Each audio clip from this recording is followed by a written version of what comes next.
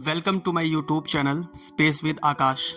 आज हम कुछ बेहतरीन फैक्ट्स के बारे में बात करेंगे, जैसे कि ब्लैक होल का जन्म कैसे हुआ, इंसानों द्वारा बनाया गया सबसे फास्ट ऑब्जेक्ट कौन सा है, कैलाश पर्वत के बारे में, गीजा पिरामिड के बारे में और हमारे सोलर सिस्टम के बारे में। बात करते हैं अपने पहले फैक्ट की। क्या आपने कभी सोचा है कि इंसानों द्वारा बनाया गया सबसे तेज ऑब्जेक्ट कौन सा है? अगर देखा जाए तो जापान में चलने वाली बुलेट ट्रेन करीब 320 किलोमीटर प्रति घंटे की रफ्तार से चलती है, लेकिन इसके कंपैरिजन में बुगाटी चायरॉन करीब 490 किलोमीटर प्रति घंटे की रफ्तार से चलती है। अब तक का सबसे तेज एयरक्राफ्ट नॉर्थ अमेरिकन X-15 है, जिसकी टॉप स्पीड 7,274 किलोमीटर प्रति घंटा है। अगर वॉयजर 1 की बात की जाए तो इसने अभी तक 6,1500 किलोमीटर प्रति घंटे की रफ्तार को अटेंड किया है। जूनो एयरक्राफ्ट की बात की जाए तो इसने अभी तक 26,500 किलोमीटर प्रति घंटे की रफ्तार को अचीव किया है। वहीं इंसानों द्वारा बनाया गया सबसे तेज एयरक्राफ्ट पार्कर सोलर प्रोव है, जो 58,800 किलोमीटर प्रति घंटे की रफ्तार से चलता है और बहुत जल्दी ये एयरक्राफ्ट 200 किलोमीटर प्रति सेकंड की स्पीड तक पहुंचेगा, यानी लाइट की स्पीड का 0.06%। ये अब तक का सबसे फास्ट ऑब्जेक्ट है जो साइंटिस्ट के द्वारा बनाया गया है। मैं आपको पूछना चाहता हूँ, क्या इंसान लाइट की स्पीड को अचीव कर सकता है? कमेंट में ज़रूर बताना। फैक्ट नंबर 2, क्या आप जानते हो कि ब्लैक होल का जन्म कैसे होता है? चलिए जानते हैं। ब्लैक होल का जन्म एक विशाल तारे से होता है जो हमारे सूर्य से भी बहुत बड़े होते हैं। एक विशाल तारे के मूल में हाइड्रोजन परमाणु मिलकर हीलियम बनाते हैं। ये प्रतिक्रियाएं ऊर्जा उत्पन्न करती हैं जो तारे के विशाल गुरुत्वाकर्षण को संतुलित करते हुए बाहर की ओर ढकेलती है। जैसे जैसे एक विशाल तारे की उम्र बढ़ती है, यह हाइड्रोजन से शुरू होकर हीलियम बनाता है और फिर कार्बन और ऑक्सीजन लोहे जैसे भारी तत्वों की ओर बढ़ता है। जब तारे का कोर लोहे में बदल जाता है तो एक समस्या उत्पन्न होती है। लोहा गुरुत्वाकर्षण के खिंचाव से लड़ने के लिए पर्याप्त ऊर्जा पैदा नहीं करता, तो गुरुत्वाकर्षण बल के तहत कोर ढहने लगती है।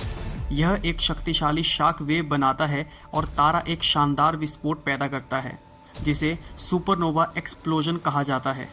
यह विस्फोट इतना चमकीला होता है कि यह पूरी आकाशगंगा की चमक से भी ज़्यादा चमकता है। विस्फोट के बाद जो कुछ भी बचता है वह ब्लैक होल में बदल जाता है। ब्लैक होल बहुत ज़्यादा शक्तिशाली होते हैं और अपने आसपास की चीज़ों को निगल सकते हैं।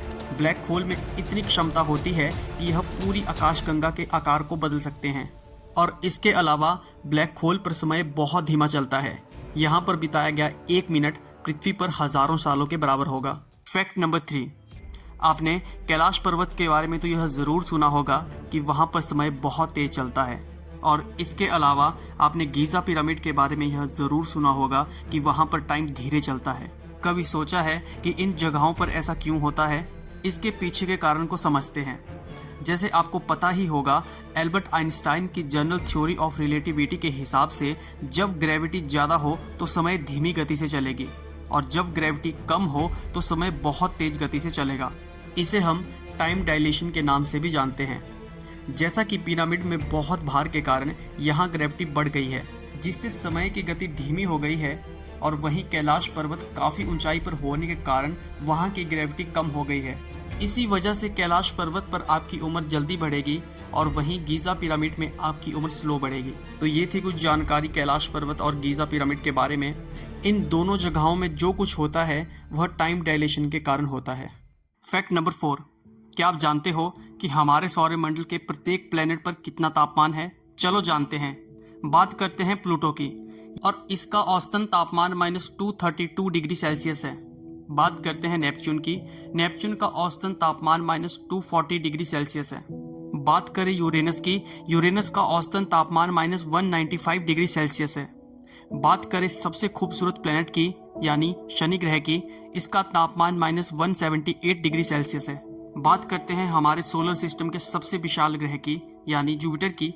यहाँ का तापमान -145 डिग्री सेल्सियस है। मंगल प्लेनेट की बात करें तो यहाँ का तापमान -65 डिग्री सेल्सियस है। पृथ्वी की बात करें तो यहाँ का टेम्परेचर 15 डिग्री सेल्सियस है। बात करें सबसे गर्म प्लेनेट की, यानी शुक्र ग्रह की, तो यहाँ का तापमान 464 डिग्री सेल्सियस है। अब बात करते हैं सूर्य के सबसे निकट ग्रह की, यानी बुध ग्रह की। यहाँ का तापमान 167 डिग्री सेल्सियस है। आप यह जरूर सोच रहे होंगे कि बुध ग्रह तो सबसे निकट ग्रह है, फिर शुक्र ग्रह का तापमान सबसे गर्म कैसे है। आपको बता दूं कि बुध ग्रह का कोई वायुमंडल नहीं है, इसीलिए सूर्य से मिलने वाली सारी ऊर्जा उसकी सतह में परिवर्तित हो जाती है। परंतु शुक्र ग्रह का वातावरण बहुत अधिक है, इसलिए जो ऊर्जा सूर्य से आती है वह शुक्र ग्रह के वायुमंडल में कैद हो जाती है। इस कारण से शुक्र ग्रह सबसे अधिक गर्म ग्रह है। अगर बात की जाए स्टीफेंसन 280 की, जो अब तक का खोजा गया सबसे बड़ा तारा है और इसका तापमान 2930 डिग्री सेल्सियस है। और वहीं अगर बात की जाए UY स्कूटी की, जो सूर्य से 1700 गुना बड़ा है, इसकी सतह का तापमान लगभग 2700 डिग्री सेल्सियस है। लेकिन आप हैरान होंगे ये सुनकर कि सूर्य का तापमान 5500 डिग्री सेल्सियस है, जो इन दोनों तारों के मुकाबले 2 गुना ज़्यादा है, जबकि सूरज इनके मुकाबले बहुत छोटा है, जैसा कि आप फोटो में देख सकते हो।